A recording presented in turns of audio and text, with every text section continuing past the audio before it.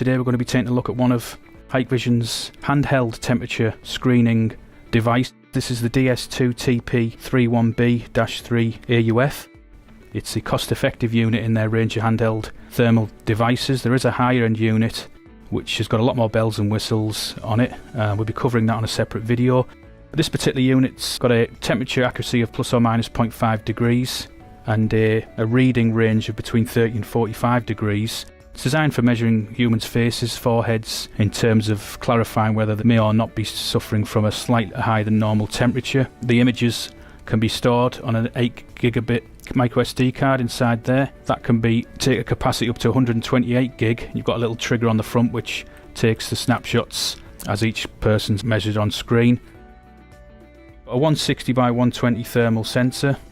It's IP54 with a 2 meter tested drop height, so it's made of sturdy stuff.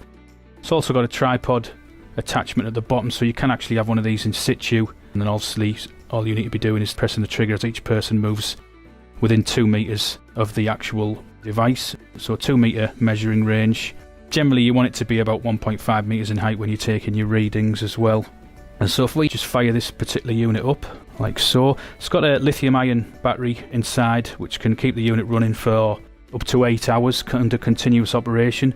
So your initial screen there, you can see you've got various on-screen options. We've got our measured temperature there at the top. We've got the temperature format there, which is in degrees Celsius. We've also got battery status, SD card status, and also a temperature range there with min and max measured temperature on it. So we can quickly look in the menu by pressing the power button. You can see we've got various options from the top to the bottom. We've got our picture library there, which we'll take a look at later on the PC. We've got a rule option, and this allows us to dictate where the actual unit delivers its temperature reading. So we've got an option there which tells where the actual hottest part of the image is measured from. So we can measure it from the center arrow if need be, or we can take the measurement from the hottest part in the image. I always favour the center cross being the area of where the temperature reading takes place, because that's easier for you to control when you're measuring an individual in front of the screen. It also eliminates the unit measuring hotter areas that might be around the outer edges of the image as well and giving you a false reading. You can also ask the unit to show you the hot spot and also the cold spot on screen as well from that particular screen there. So we've got an emissivity setting there which is set to custom out the box 0.98. That's where you want to be for humans. It's about right for human measurement, but you can alter that if need be. We've also got the measured temperature range there, which is embedded 30 to 45. We've got our palettes here, so you can move it through different palette settings. I prefer to leave it on the default setting, which is above alarm. That gives a more conventional thermal image, but will show coloration around where the hottest areas of the screen are. We've also got an alarm temperature, which again can be edited. So we're a bit low at the moment, so we knocked it up to 37.5. Distance 2 meters. You don't want to be under that. Obviously, if you're holding this device, you need to keep a minimum 2 meters away from the individual that you're reading. Unit of measurement there, which is degrees centigrade out the box, but that can be changed between Fahrenheit and also Kelvin. We've also got our time and date settings there at the bottom, and an auto off option as well. You can format your SD card. Let's do a couple of tests. Well, first of all, we'll do a test on an individual with a normal temperature, then we'll simulate an individual with a higher than normal temperature. Okay, I've now got our handheld thermal temperature screening unit pointed at one of my colleagues. He's holding a warm bottle of water, and you can see that we've got a hotspot icon around that bottle of water, but the actual temperature reading at the top is based on the center spot, which is reading fine at the moment. If it was a situation where you were alarming it on the hotspot, then this would be an alarm condition, because the warm bottle of water would be exceeding the threshold of 37.5 degrees that we set in the menu earlier. So I'm just going to take a snapshot of that like so. If I now ask my colleague to move the water bottle up to his forehead, we can see an actual alarm condition generated from the actual unit. The centre spot is now reading the warm bottle of water, which is creating an alarm condition, and you can see the reading at the top of the screen flashing in red of 46 fluctuating degrees. We've also got the hotspot in that area as well.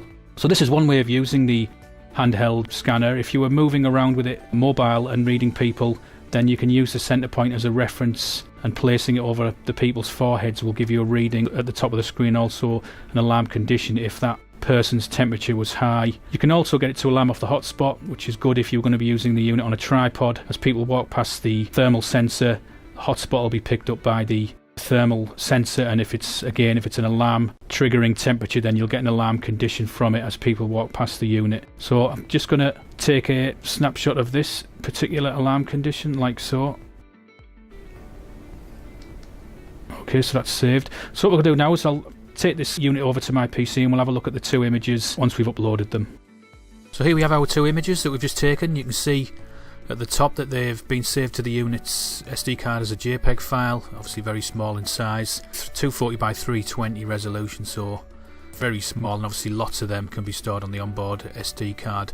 Our first image there you can see, which was a non-alarm condition snapshot, you can see that we've got our centre point there measuring 36.1, so well within the 37.5 degree alarm threshold. The hotspot is situated on a warm bottle of water that my colleague's holding, so that is the obviously hottest part of the image, and that's measuring at 43.7 degrees there. So if that hotspot was around the forehead area, then that would trigger the unit into an alarm condition. The second unit on the right hand side is an alarm condition snapshot. You can see that the hot water bottle is now situated on my colleague's forehead.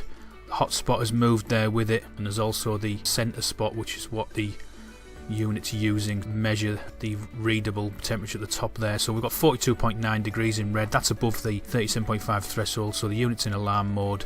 The actual maximum temperature is a little bit higher than that, not much, but tiny little bit higher than that, which is where the hotspot is, and that is an example of an alarm condition image there. So two different ways that you can use the unit. One is to use the centre spot as your temperature measuring, which is the figure that you get at the top here, or two, to use the hotspot as you measured and also alarm triggering temperature as well. So obviously depending on how you're using the unit, that's entirely up to you, but the two options are there. There's obviously various other visual settings on the screen. We've got our temperature setting there in degrees centigrade, SD card, battery, obviously my battery's on its way out there, so it's shining in red. We've got a temperature scale, min and max temperature. We've also got again the maximum temperature at the bottom, the time, and also the emissivity setting as well within the actual image.